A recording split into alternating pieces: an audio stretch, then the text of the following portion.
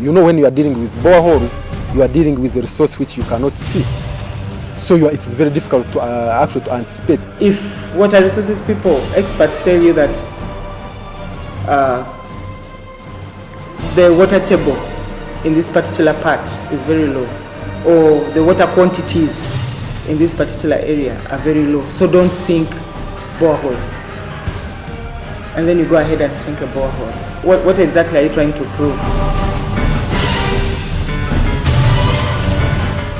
Access to safe water, especially in rural areas, currently stands at 65% in terms of access. That is to say, out of every 100 people, only 65 can access rural water. And of course, there are standards that have been set in terms of access in rural areas. What it means is that a person should not, for you to qualify as having access to safe water in a rural area, you should be able to travel a distance of not more than 1.5 kilometers. And therefore you'll be qualified as having access to safe water. Now, any one person without access to safe water is one too many. And of course, this is one thing that all of us are grappling with. How can we ensure that everybody has access to safe water? From a study that was done by the Rural Water and Sanitation Network, this is a global network that is interested in issues of sustainability and functionality of water systems, that almost over $60 million spent in 2007 on systems that were, after 1 year, not functioning. So the big question there is, if donors are going to continue putting money into construction, are they really thinking about the functionality of those systems, or they want to continue coming back? What is it that is not happening that is forcing people to continue coming back and giving us? Because if you say you're going to put in place systems in Karamoja, I don't think you want to go back every year to put in place systems. That means in the first year you should put in place systems that will take a long period. Like if you go to those developed countries, they tell you that this road has a lifespan of 50 years. What is it that they put in that road to ensure that the lifespan is 50 years? And are those things that we can't do here, for example? If water resources people, experts tell you that the water table in this particular part is very low, or the water quantities in this particular area are very low, so don't sink boreholes, and then you go ahead and sink a borehole, what exactly are you trying to prove? That after some time, it will cease to function because there won't be any water, or it will cease to function because there was no budget for operations and maintenance. Now, is that how we want to use our resources? We are experiencing problems related to yields. The water levels are falling, and it is becoming a problem. And this is it is evident in towns like Rukunjiri, where you pump for a very short time and the wells are running dry. So water is becoming insufficient, especially with the systems, the schemes which are served by boreholes. But the surface water points are also becoming a big problem, in that when the water levels are going down, then you have a problem of obstructing. And we have experienced this problem already in Rakai. And not only when the water levels are going down, but when the water is getting polluted, then providing water sustainably in these surface water supplied systems, it becomes very difficult. And then they also have their challenges because of the treatment systems, is that you have to go through filtration. And when you look at a town like Riantonde, we have a problem not related to the source, but related to the treatment systems inadequacy of the filters to be able to filter the water at the rate that is required, and as a result, then you have insufficient water supply in the town. Then when you look at the gravity flow schemes, especially those ones which are served by that are served from surface water, like Wundibujo, you have problem of supply, especially when the rain is calm. When the rain is calm, they carry all the silt from the hills, and then you have the clogging of the system, and still you have insufficient supply. Obuzibu tusanga mu kunoonya amazzi ebbowa usinga ebyange efudde tambula ebyawe bibiri okutuuka ku kidiba ekiriko amazzi ag'okunywa ekibeeramu amazzi amalungi, naye oba tolina gatambula okozesa amazzi ag'ente. The people who are contracted to do the repairs, have they themselves been involved in what they call vandalizing some of this equipment, in that they take one spare part from this borehole and then take it to another, and that is a big problem. They said that they are going to repair this borehole, but in fact they are vandalizing it and then taking the same spare part to another, which is where they have been paid, maybe a higher commission or fee. So that is a big issue. These spare parts are not a lucrative item within among the stockists. So they spend long time with some of these spare parts, and they can't keep their money in parts that are not selling. So it's also another issue that also affects functionality and also sustainability of the technologies within, particularly regarding boreholes in rural settings. When you are dealing with boreholes, you are dealing with a resource which you cannot see. So it is very difficult to actually to anticipate. Yes, before you drill, you measure the yields, and you do the pump testing and the test pumping, and then you have estimation of the yield.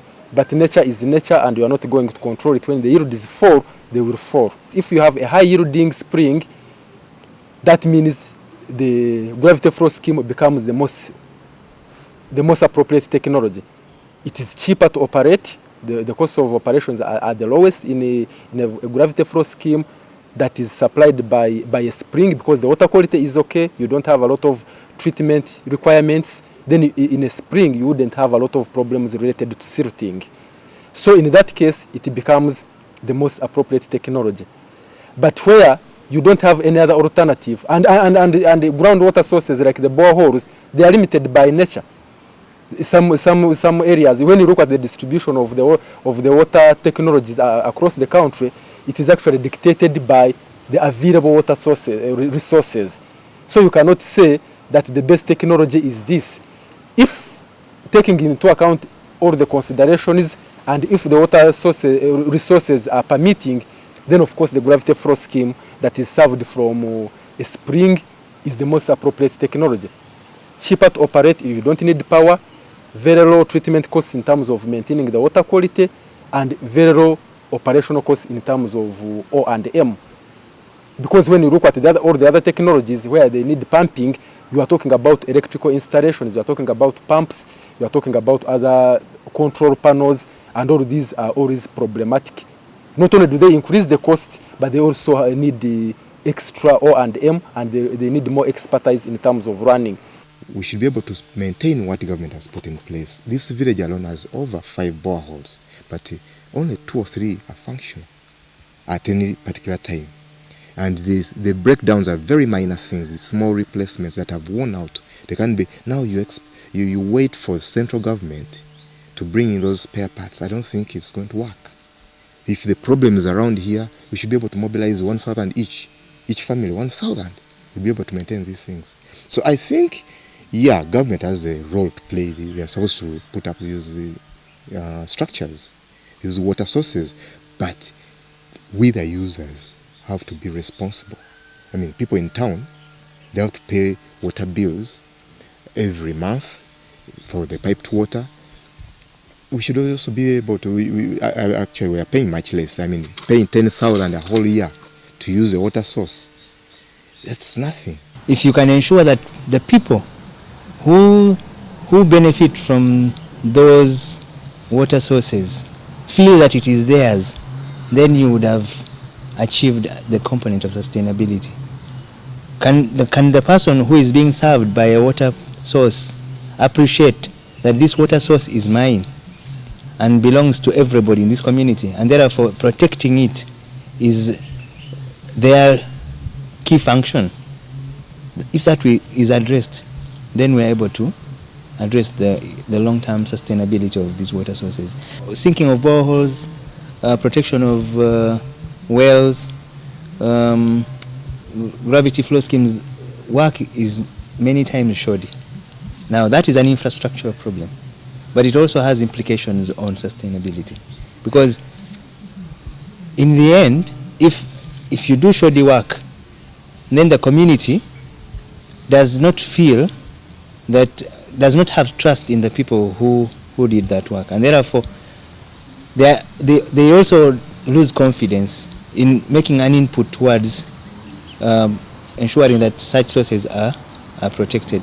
Issues around the functionality of the infrastructure that has been put in place, how long that infrastructure can stay in place in terms of the period, how many people it is serving, and what the communities or even the district administration can do to make sure that the lifespan, the life of that particular infrastructure is sustained over a long period. And that depends on quite a number of things. If they installed a borehole when the population was slightly lower, then probably the people who are accessing it and using it are fewer. And probably issues around who is managing it, who is in charge of ensuring that it is functioning, who is in charge of ensuring that spare parts, if it breaks down, are available, who is in charge of ensuring that, like for example, if there is a water user committee or a village kind of committee that takes care of such an infrastructure, then you can say in terms of its operations working for a longer time, issues around operation and maintenance are being taken care of. But if such conditions and factors are not in place, then it becomes very difficult to talk about sustainability around infrastructure to do with rural water supply. And especially if you're looking at communities that don't have access to piped water, national water kind of supply, or even gravity flow schemes, because those are like most recent things around rural water supply. But if they're depending on even things like rainwater harvesting, what kind of tanks do they have? What is the lifespan of those tanks? And who is responsible for that? The concern for us is not just sinking boreholes, but making sure that those boreholes or whatever water sources that are being accessed by the communities stay for a longer period. Instead of sinking money in construction. If a borehole breaks down, then they construct another one. If a borehole breaks down, then they construct another one. And you end up using non-functional boreholes as landmarks, because they are not functioning. So if you're directing somebody, you say, oh, there's a borehole that broke down so many years ago. And that's where our concern is. How can we make sure that such stay for a longer period, and there are resources put aside to make sure that they function for a longer period.